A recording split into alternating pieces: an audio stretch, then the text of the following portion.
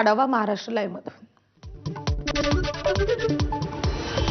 महाराष्ट्रात 4 ते 7 जुलै दरम्यान पावसाचा जोर वाढण्याचा अंदाज वर्तवण्यात आलाय। मुंबई शहरासह रायगड, ठाणे, पालघर, रत्नागिरी आणि सिंधुदुर्ग जिल्ह्यामध्ये 4 ते 6 जुलै दरम्यान मुसळधार पावसाचा अंदाज वर्तवण्यात आलाय। तसेच मध्य महाराष्ट्रातील सातारा आणि पुणे आणि नाशिक जिल्ह्यांच्या घाट परिसरातही या कालावधीत मध्यम ते मुसळधार पावसाची शक्यता आहे। दरम्यान ठाणे जिल्ह्यातील सर्व शाळांना आणि महाविद्यालयांना सुट्टी देण्यात आली आहे। सोबतच नवी मुंबईतही सर्व शाळांना आज सुट्टी जाहीर करण्यात आली आहे। येणाऱ्या 4 ते 5 दिवसांमध्ये बहुतांश ठिकाणी चांगल्या पावसाची शक्यता आहे। येणाऱ्या 5 दिवसांचा जर अंदाज आपण बघितला तर एकंदरीत महाराष्ट्रातील बहुतांश ठिकाणी आपण बघू शकतो की चांगला पाऊस होण्याचे चान्सेस आहेत, ज्यामध्ये कोकण किनारपट्टी आणि घाटमाथ्यांवर काही ठिकाणी रेड, काही ठिकाणी ऑरेंज अलर्ट आहे आणि इंटेरियर महाराष्ट्रामध्ये येलो अलर्ट उत्तर मध्य महाराष्ट्र किंवा मराठवाडा असेल इथे आहे आणि उर्वरित ठिकाणी आपण हलक्या ते मध्यम स्वरूपाचा पाऊस येणाऱ्या 4 ते 5 दिवसांमध्ये बघू शकतो। भिवंडी शहरात मुसळधार पावसामुळे भाजी मार्केट परिसरात 1.5 ते 2 फुटांपर्यंत पाणी साचलंय। अनेक दुकानांमध्येही पावसाचं पाणी शिरलंय आणि त्यामुळे भाजी विक्रेत्यांच्या साहित्याचं नुकसान झालंय। गुडघाभर पाण्यातून नागरिकांना पायपीट करावी लागते। भिवंडी भाजी मंडईतलं ही दृश्य पाहिल्यानंतर नाले सफाईचा महापालिकेचा दावा किती फोल होता हे स्पष्ट होतंय। पुण्यातील राजगुरू नगर येथे जोरदार पावसानं मोठे नुकसान केलंय। दिवसभर कोसळणाऱ्या मुसळधार पावसामुळे सिद्धिविनायक व्यापारी संकुलाची संरक्षण भिंत अचानकपणे कोसळली आहे। भिंत कोसळतानाचा थरारक व्हिडिओ सीसीटीव्ही कॅमेऱ्यात कैद झालाय। या घटनेमुळे व्यापारी संकुलातील काही दुकानांमध्ये पावसाचं पाणी शिरून व्यापाऱ्यांचं नुकसान झालंय। मात्र सुदैवानं घटनेच्या वेळी परिसरात कुणीही नसल्यानं जीवितहानी टळली। खेड तालुक्यामध्ये पावसाचा फटका अनेक ठिकाणी बसतोय। भंडाऱ्याच्या गोसेखुर्द धरणाच्या पाणलोट क्षेत्रात 2 दिवसांपासून मुसळधार पाऊस सुरू आहे आणि त्यातच गोंदिया जिल्ह्यातील धापेवाडा बॅरेज आणि पुचारीटोला धरणातून वैनगंगा नदीत पाण्याचा विसर्ग होतोय आणि यामुळे गोसेखुर्द धरणाची पातळी वाढली असून आज 3 दरवाजे अर्ध्या मीटरने उघडले होते। आता आणखी 7 दरवाजे उघडल्यानं एकूण 11 दरवाजामधून 47,404 क्युसेक पाण्याचा विसर्ग सुरू आहे। पाणलोट क्षेत्रात पाऊस कायम असल्यानं विसर्गात आणखी वाढ होण्याची शक्यता धरण प्रशासनानं व्यक्त केली आहे।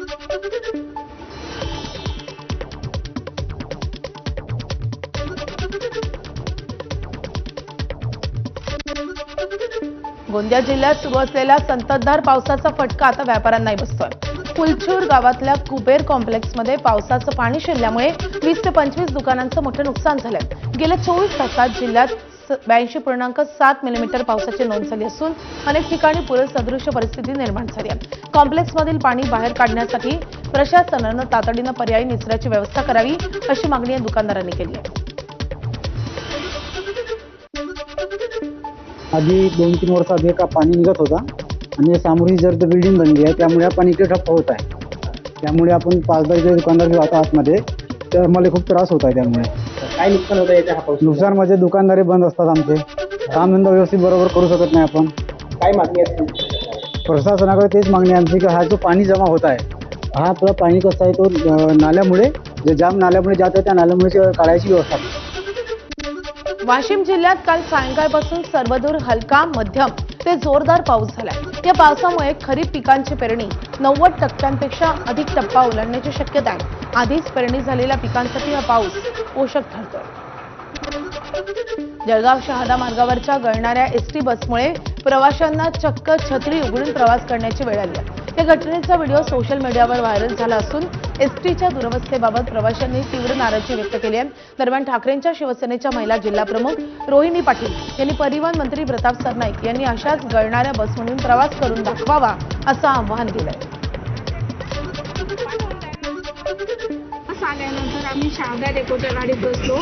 MS 14 BD 2308 या गाडीमध्ये बसलो आणि प्रवास करत असताना गाडी डेपो बसस्टँडच्या बाहेर निघाल्याबरोबरच गाडीमध्ये आम्हाला पाऊस लागला आणि पाऊस लागल्यानंतर पूर्ण गाडी म्हणजे 75-80% गाडी पूर्ण ही गाडी लीक होत होती आणि पूर्ण गाडीमध्ये पाण्याच्या धारा चालू झाल्या आणि लोकांनी अक्षरशः छत्र्या काढल्या। नाशिकच्या मालेगाव शहरात सततच्या पावसानं मोठी दुर्घटना घडली आहे। कलेक्टर पट्टा भागात घराचा स्लॅब कोसळून आजी आणि नातवाचा मृत्यू झालाय. मृतांमध्ये 80 वर्ष विमलताई पंढरीनाथ येवले आणि 20 वर्ष नातू चेतन रामचंद्र येवले यांचा समावेश आहे. येवले कुटुंबात एकूण 5 जण राहत होते. घटनेनंतर अग्निशमक दल आणि स्थानिक नागरिकांनी तातडीनं बचावकार्य करून घरातील इतर सदस्यांना सुखरूपपणे बाहेर काढले. या घटनेमुळे परिसरात शोककळा पसरली आहे. कोल्हापुरात पुराची स्थिती गंभीर होत चालली आहे. पंचगंगा नदीवरील राजाराम बंधारा पाण्याखाली गेला असून नदीची पाणी पातळी 16 फूट 9 इंचावर पोहोचली आहे. जिल्ह्यातील एकूण 7 बंधारे पाण्याखाली गेलेत. राजाराम बंधाऱ्यावरून धोकादायक पद्धतीनं वाहतूक सुरू असल्यानं प्रशासनानं बॅरिकेड्स लावून वाहतूक रोखली आहे. यावरून नागरिकांमध्ये वादावादीचे प्रकारही घडले आहेत. भंडारा जिल्ह्यामध्ये ट्रॅक्टर चालकासोबत थरारक घटना घडली आहे. गोंदियाच्या थापेवाडा बॅरेजमधून पूर्वसूचना न देता पाणी सोडल्यानं वैनगंगा नदीला पूर आलाय आणि त्यामुळे तुमसर तालुक्यातल्या माडवी या परिसरामध्ये नदीपात्रातून जाणारा एक ट्रॅक्टर 3 जणांसह पाण्यातच अडकला. बघता बघता ट्रॅक्टर पूर्णपणे बुडाला. मात्र तिघांनी प्रसंगावधान राखत स्वतःची सुटका करून घेत काठ गाठलाय. या घटनेत ट्रॅक्टर बुडाल्यानं शेतकऱ्याचं मात्र मोठं आर्थिक नुकसान झालं. रत्नागिरीच्या खेड शहरामध्ये जगबोडी नदीला पूर आलाय. नदीनं इशारा पातळी ओलांडल्यानं पुराचं पाणी थेट मटन मार्केट परिसरात शिरलंय आणि यामुळे जनजीवन विस्कळीत झालंय. खेड नगर परिषद प्रशासन आणि तालुका आपत्ती विभागानं नदीकाठच्या नागरिकांना सतर्क राहण्याच्या सूचना दिल्या आहेत. नाशिकच्या सप्तशृंगगड घाटात संततधार पावसामुळे मोठी दरड कोसळली आहे. रस्त्याच्या मध्यभागी दरड कोसळल्यानं काही काळ वाहतूक ठप्प झाली होती. सुदैवाने या घटनेत कोणतीही दुर्घटना घडली नाही आणि जीवितहानी टळली आहे. स्थानिक नागरिक आणि प्रशासनानं तातडीनं मदतकार्य राबवत दरडीचा मलबा बाजूला करून वाहतूक पूर्ववत केली आहे. रायगडमध्ये जोरदार पाऊस पडत असल्यानं जिल्हाधिकारी किशन जावळे यांनी मोठा निर्णय घेतलाय. पोलादपूर आणि महाबळेश्वरला जोडणारा आंबेनळी घाट पुढील 4 दिवस वाहतुकीसाठी बंद राहील. कालपासून 6 जुलैपर्यंत या घाटातून सर्व प्रकारची वाहतूक बंद करण्यात आली. प्रवाशांनी पर्यायी मार्गाचा वापर करावा अशा सूचना प्रशासनाने दिल्या आहेत. ठाण्यातील दिवा शीळ भागात पावसाचा फटका अंत्ययात्रेलाही बसलाय. शीळ भागातील ग्रामस्थांना गुडघाभर पाण्यातून स्मशानभूमीपर्यंत अंत्ययात्रा न्यावी लागली आहे. स्मशानभूमी परिसरातील सखल भागात पाणी साचल्यानं अडचण निर्माण झाली आहे. ठाणे महापालिकेच्या निष्काळजीपणावरून मनसेचे दिवा शहर विभाग अध्यक्ष शरद पाटील यांनी संताप व्यक्त केलाय. महापालिका आयुक्तांच्या दालनात प्रतिकात्मक 13वा आणि 10वा विधी घालून आंदोलन करण्याचा इशाराही त्यांनी दिलाय. पालघर जिल्ह्यातील आदिवासी भागातील विदारक वास्तव पुन्हा एकदा समोर आले. विक्रमगड तालुक्यातील मेढी गावातील मवळी पाड्यावर स्मशानभूमी नसल्यानं भर पावसात उघड्यावर ताडपत्रीचा आधार घेऊन मृत व्यक्तीवर अंत्यसंस्कार करण्याची वेळ आली आहे. गावातील विनायक नथू नाकरे यांचं अकस्मात निधन झाले. मात्र त्यांच्या अंत्यसंस्कारासाठी गावापासून सुमारे 500 मीटर अंतरावर स्मशानभूमी असल्यानं आणि आवश्यक सुविधा नसल्यानं ग्रामस्थांना मोठा मनस्ताप सहन करावा लागला. आदिवासी भागात आजही मूलभूत सुविधांचा अभाव असल्याचं या घटनेतून पुन्हा एकदा स्पष्ट झालंय. ग्रामस्थांनी तातडीनं स्वतंत्र स्मशानभूमीची मागणी केली आहे. रत्नागिरीच्या चिपळूणमध्ये जोरदार वाऱ्याचा तडाखा बसलाय. पंचायत समितीसमोर मोठं झाड कोसळल्यानं 4 ते 5 वाहनांचं नुकसान झालंय. झाडाखाली दुचाकी अडकल्यामुळे गाड्यांचंही मोठं नुकसान झालंय. सुदैवानं मुसळधार पावसामुळे रस्त्यावर रहदारी कमी असल्यानं कोणतीही जीवितहानी झाली नाही. कोल्हापूरच्या निपाणी देवगड मार्गावरच्या फेसीवडे इथे जिल्हा परिषद शाळेजवळ सावरीचं मोठं झाड कोसळलंय. या घटनेमुळे मार्गावरची वाहतूक पूर्णपणे बंद झाली होती. रत्नागिरीच्या चिपळूणमध्ये वादळी वाऱ्यासह मुसळधार पाऊस बरसलाय. दुपारनंतर पावसाचा जोर वाढल्यामुळे शहरातील सखल भागात पाणी साचलंय. खेडमध्ये जगबोडी नदीनं इशारा पातळी ओलांडली आहे. चिपळूणसह खेड, गुहागर आणि दापोली भागातही जोरदार पाऊस बरसलाय. त्यामुळे नागरिकांना सतर्कतेचा इशारा देण्यात आलाय. महिनाभराच्या विश्रांतीनंतर नाशिकच्या कळवण पश्चिम पट्ट्यात पावसानं काल जोरदार बॅटिंग करत सुरुवात केली आहे. आज झालेल्या दमदार पावसामुळे सर्वत्र पाणीच पाणी साचलंय. तर अनेक घराच्या पायरीपर्यंत पावसाचं पाणी शिरलंय. पावसामुळे कच्च्या घराच्या भिंती पडण्याची दाट शक्यताही निर्माण झाली. दरम्यान पावसाच्या आगमनानं बळीराजा आनंदला असून पश्चिम पट्ट्यामध्ये भात लागवडीसह खरीप पिकांच्या पेरणीला वेग येतोय. मुंबईला पाणीपुरवठा करणाऱ्या भातसा धरणामध्ये 3 जुलै अखेर 53.37% उपयुक्त पाणीसाठा झालाय. सध्या धरणाची पाणी पातळी 28.95 मीटरवर पोहोचली असून उपयुक्त साठा 272.180 दशलक्ष घनमीटर इतका झालाय. 1 जूनपासून आतापर्यंत धरण क्षेत्रात केवळ 341 मिलीमीटर पाऊस झालाय. गेल्या वर्षी याच काळात 600 मिलीमीटर पाऊस झाला होता. आगामी काळात जोरदार पाऊस झाल्यास धरण लवकर भरून मुंबईचा पाणी प्रश्न सुटेल अशी अपेक्षा आहे.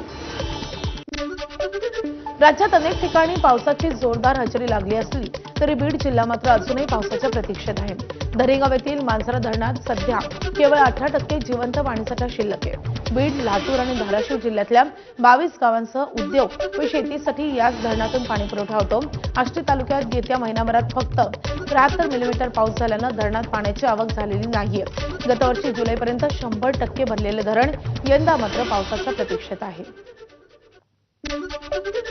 मुंबईच्या मुलुंड कॉलनीमध्ये मोठी दुर्घटना टळली आहे. महावितरण सबस्टेशनची संरक्षण भिंत काल दुपारी एका रिकाम्या रिक्षावर कोसळली आहे. सुदैवाने यात कोणतीही जीवितहानी झालेली नाही. गेल्या 4 वर्षांपासून ही भिंत धोकादायक असल्याच्या तक्रारी करूनही प्रशासनानं दुर्लक्ष केल्याचा आरोप स्थानिक नागरिकांनी केला आहे.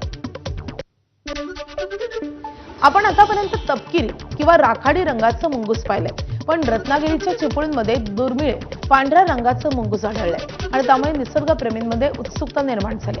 स्थानिक निसर्गप्रेमींनी या दुर्मिळ मुंगसाचा व्हिडिओ तयार केला असून तो सोशल मीडियावर व्हायरल होत आहे. दरम्यान विभागीय वन अधिकारी गिरिजा देसाईंनी या दुर्मिळ मुंगसाच्या अस्तित्वाला दुजोरा देत त्याचं नेमकं ठिकाण कोणत्याही परिस्थितीत जाहीर करू नये असं आवाहन वन्यप्रेमींना केलंय.